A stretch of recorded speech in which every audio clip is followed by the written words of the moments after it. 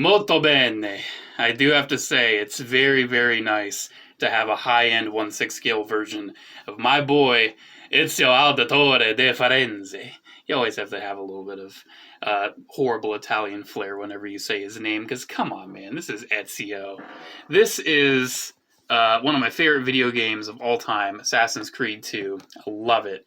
And man, when I was thinking about what figures I wanted to add to my 1/6 scale collection, Ezio was just so high up on that list. And let me tell you, man, having this figure, I am not disappointed. I was kind of skeptical at first because a lot of the images made the hood look horrible, and I didn't want him if his hood looked horrible. And unfortunately, when it comes to the lighting of, say, several lamps shining on him, it kind of takes away from the look just a little bit when he has tons of lights on him. But man, once you have him like a certain shade or shadow, like if you have him in an actual display case where there's a light above him, he's gonna look spectacular. I can't really like demonstrate it too well in this video. Let me see if I can just turn off all my lights, and then I've got this little light above. Maybe see, yeah, look at that. Look at that. You can kind of see. The hood is a little big and baggy. It is. It's a little big and baggy for my taste. I feel like it should have just been dialed down just a little, just one notch. And my light also has this weird icky strobe. Yeah, sorry about that. But yeah, man, it's an awesome figure. I do feel like the hood definitely looks a lot better than the Hot Toys version, let me tell you. But that was definitely one of my biggest points of contention with this figure, was that hood. It was definitely a deciding factor, because, man, a lot of people make this hood look horrible. And I think I did a pretty decent job. Here, maybe let's lower the camera down just a little bit so we can see more at an eye level what that's going to look like. So yeah, I think the hood looks pretty decent. So the box, I'm just going to show this super quick, because it's pretty basic. It's got the game cover art for AC2, which is amazing, and I love it. And it is like a slip-out box. I'm not going to do it because it's just going to be too much of a hassle. But it does have a cool, like, little, basically like this, a little bit of an animus texture to the window showing the figure. So yeah, made by Damtoys. Damn, son, where'd you make these damn toys? Funny. Yeah, I don't know why they're called Damtoys. Maybe their founder was Frederick Dam, for all I know. But yeah, man, this Ezio is nice. Let me raise the camera just a little bit. I think the head sculpt is spectacular. I think the tailoring is spectacular. The body is very nice. I do have one issue with the body, but we'll get to that. And the accessories are really nice too, so let's get on with those. So this is basically what you get right out of the box. I did put the blades in, obviously, because he needs those blades. We'll take a closer look. He has fist hands right now, and he has his hood up. Basically, hand-wise, for his right hand, you get a few extra options besides the fist. You have this calm, relaxed, oh, I just dropped it. This calm, relaxed, open hand, and I do have to say the glove looks very nice. You do have like an assassino, kind of like sprawled open hand, which I really like. And then you also have a gripping hand, which I currently have on his sword, which is also very nice. Definitely one of the flashier swords in the game, so I understand why this is the one that they made. I mean, look at that hilt. That is just wild. Still a really cool sword, though.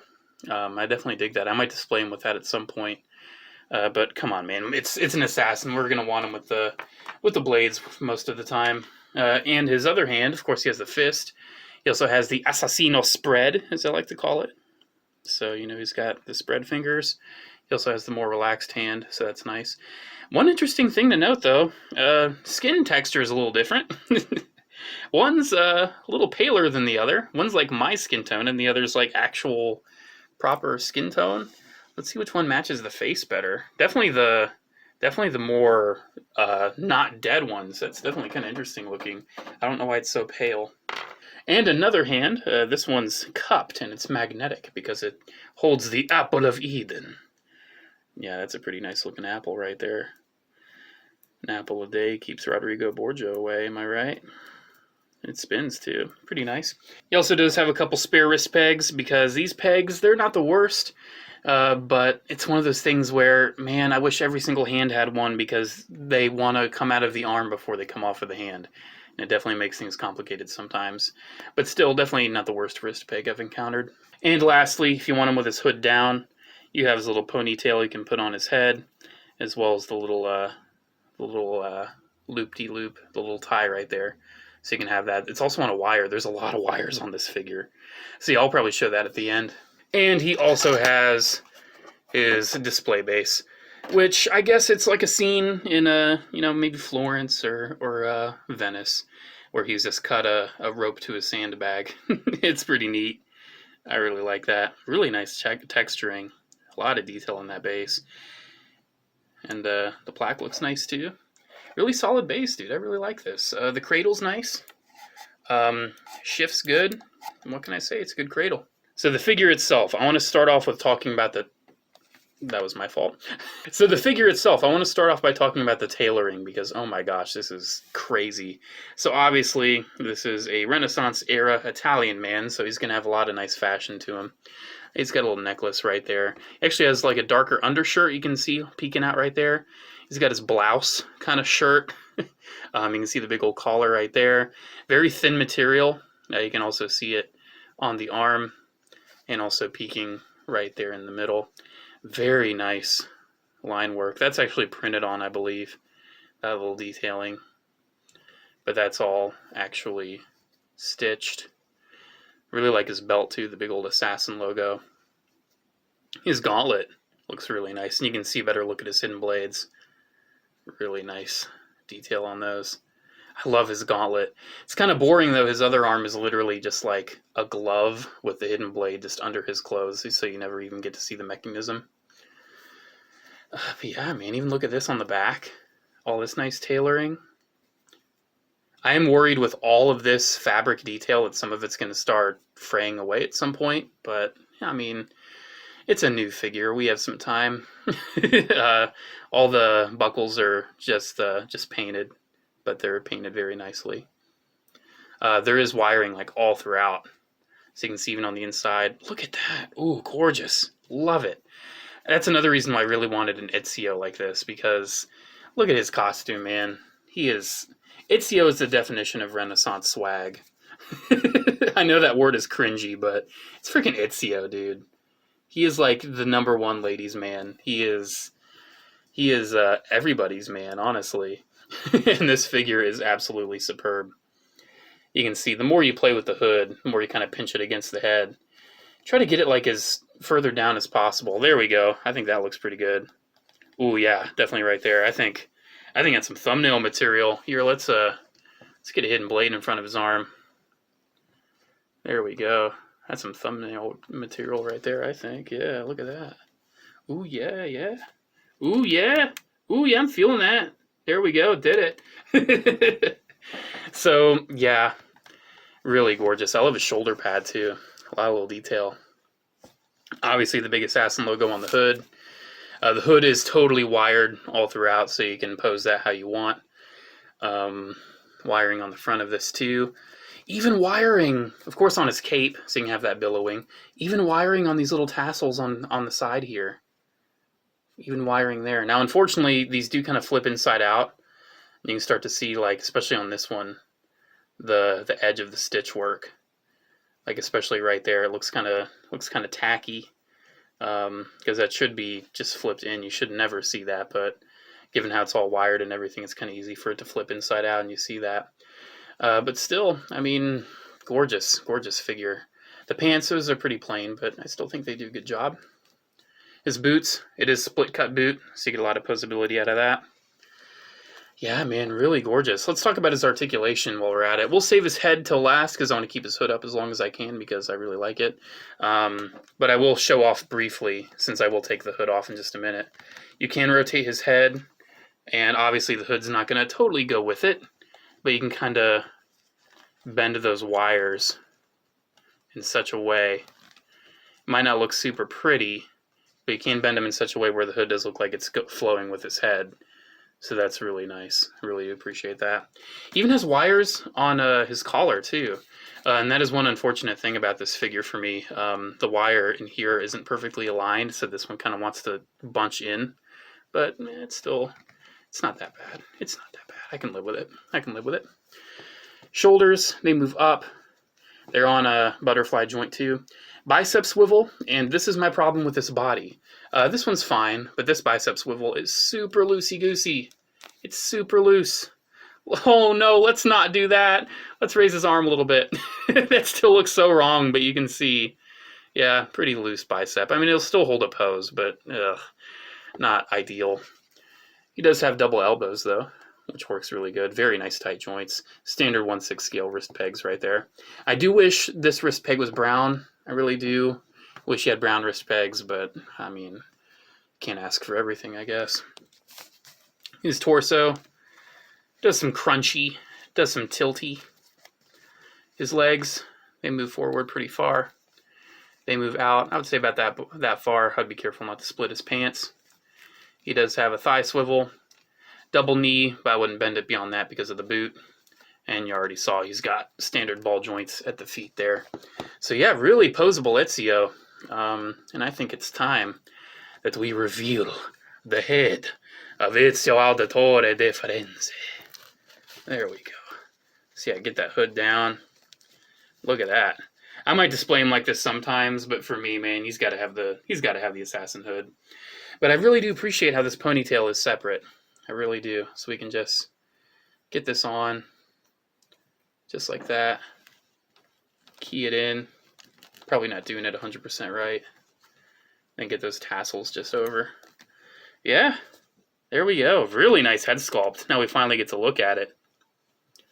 That looks a lot like Ezio. The hairstyle is kind of goofy. not the coolest hairstyle, but definitely a hairstyle of the era, I think. He's got his little lip scar there too. He's kind of looking a little bit off to the side, which I don't really mind. I think it actually kind of adds to it. Really nice skin texture too. For being a video game character realized in realistic plastic form, man, this is pretty gorgeous. But you can see now with that, the extent of his head articulation. Because he is one of those figures that's built like this. So he's got like a dumbbell joint up there, and he's got this cap where the head just slides over the cap.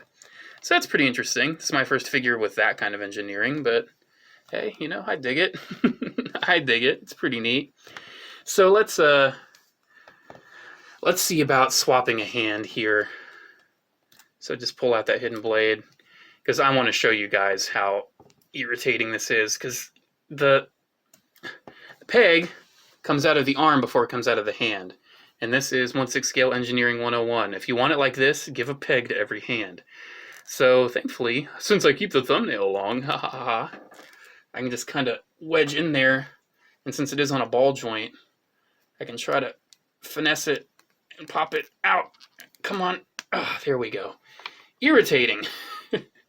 Let's give him that apple, because I'll probably display him with this apple for a decent amount of his life, because it's a pretty cool accessory. Ah, there we go. Yeah, you can see it's pretty tight. It's a pretty tight fit. But, oh no, don't fall. Oh, it fell. Did it go in my vent? No, it didn't. It didn't. It's too big for my vent. I got it. Most reviewers would be like, oh man, that ruined my video. I got to restart from the beginning. But man, we're talking about toys here. We're talking about toys. We're having fun. Yeah, there he is with the apple of Eden. He's looking down on it. What is this contraption? I'm sorry, my Italian accent is the worst. But I gotta do it. It's fun. So yeah, there we go. There is Damtoys 1/6 scale Ezio Auditore de Firenze from Assassin's Creed 2. I would say this figure is pretty. Molto bene. Ah, geez. One thing I do want to show, though, right at the end, for those who stuck around, and let's get this hood back up, because one thing I do also want to show, though, I love how some people are like, yeah, there's Ezio. There he is. They make no effort to make the hood look any good. Sometimes they leave it bushy like that. Nah, man, you gotta like tailor it in, pinch it against his head, get it really looking draped, push it down as far as it goes. There we go. I do want to show this Ezio with pretty much one of the only action figures that have existed of this character before, that being the NECA Toys version of Ezio. So this figure's interesting. I always feel like this armor should just be a little further on his body. So yeah, this figure has been bootlegged to hell and back. And actually, this is a real one I got super cheap. It was missing the shoulder pad, and I had already had a bootleg, so I took the shoulder pad from the bootleg and put it on this. But yeah, I mean, this figure came out when the game did. Actually, it came out a little after, I think. So yeah, it's definitely not the greatest. Decent head sculpt, but still, its posability is basically nothing. The hood is attached to the head, so it looks ugly whenever you move it around. It pinches really good to the body, though. But yeah, I mean, good detail for a 7-inch NECA figure of the time. But for me, as someone who's a pretty big fan of Assassin's Creed 2, I'm really happy to have this in my collection. So yeah, guys, there we go. There is Damtoys Assassin's Creed 2 Ezio. There we go. I already said there we go, but I'm going to say it one more time. Special shout out to the patrons of Patreon. Thank you all so much for the continued support. As always, I greatly appreciate it. Alrighty, have a good one, guys, and requiescat in pace. Come on, I had to say it. It's cringe, I know, but I had to say it.